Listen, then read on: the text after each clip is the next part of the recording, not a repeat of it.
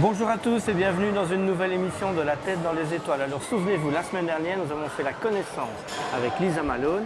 Eh bien, nous en profitons pour vous présenter son mari parce qu'il travaille également dans le domaine spatial, Kevin, qui est un ingénieur sur les moteurs de la navette spatiale.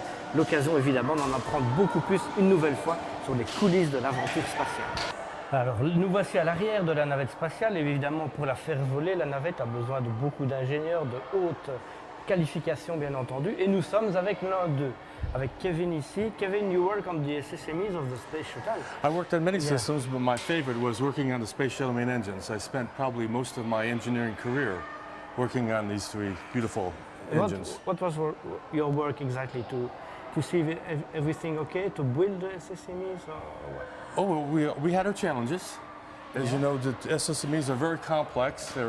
They're basically the first throttleable engines that were produced, and there was a lot of demand to make them as light as possible, which added a lot of engineering problems and maintainability. But it was a challenge, but it was very rewarding. A lot of work?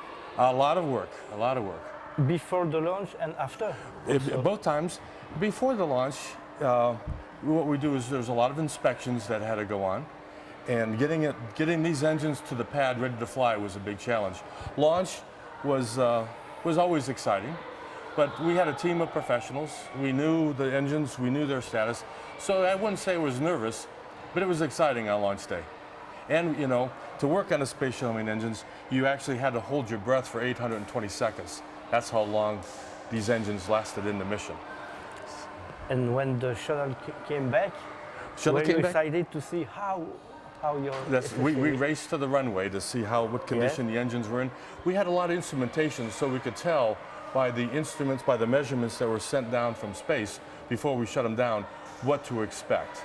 You know, if we had some hot temperatures somewhere, we knew where to look, or if we had some kind of minor issues, we knew where to look right away. But we raced out there right away. And when the shuttle was on the pad, you were able to enter inside the space that was part shuttle. of our job. Yes? There was a door just below the T0 umbilical here. Yes. We called it the 50-2 door, which was required access because, of course, everything was locked up. And to get in there was very challenging, especially for a person of my size. It was very challenging to do work in there. But it was a lot of the work was done actually inside the vehicle, at the pad and at the OPF. And during the launch, you were in the fire room. Right. As I started off, the first launch I supported was STS-2 after college. And I started off as assistant engineer. So my first jobs were usually working the overnight hours several days before launch in the fire room. But then I grew into being in the fire room and then later being into the management fire room. But I sat through a lot of them. And you had the responsibility to check the SSMEs during the launch? Oh yes, yes. We had sat in the fire room and we watched all the measurements. My specialty was avionics, so I looked at the sensors, temperatures and pressure measurements throughout the whole vehicle and the wiring. Only for the SSMEs or also for the OMS? Oh no. Or for the LCS? Only for the three SSMEs. These OMS pods are separate. These basically are smaller engines just for circularizing orbit and for re-entry. These are completely different. These burn hydrazine and monomethyl hydrazine and as an oxidizer. The engines burned hydrogen and oxygen, so they're completely different engines. And did you work with the commander, with the pilot about the engine?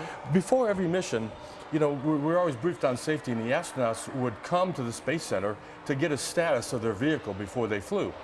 And we called it a launch readiness review. And as part of that process, what the astronauts want to do off to the side, they wanted to meet with all the subsystem specialists for every system on the orbiter to status what the vehicle looked like. And so we would have to present to the astronauts. And of course, they were always very interested in the engines. What engines were flying, what problems we had with them, what their condition was. And so we got a chance to meet with every crew before a couple, maybe 2 months before every mission in what we call the launch readiness on a basically one-on-one basis. All the chief engineers would come together and we would present to them. So that was always exciting too. Plus it reinforced that we wanted to be safe because we knew these people. We knew these were our friends. And so it reinforced the safety of the vehicle also.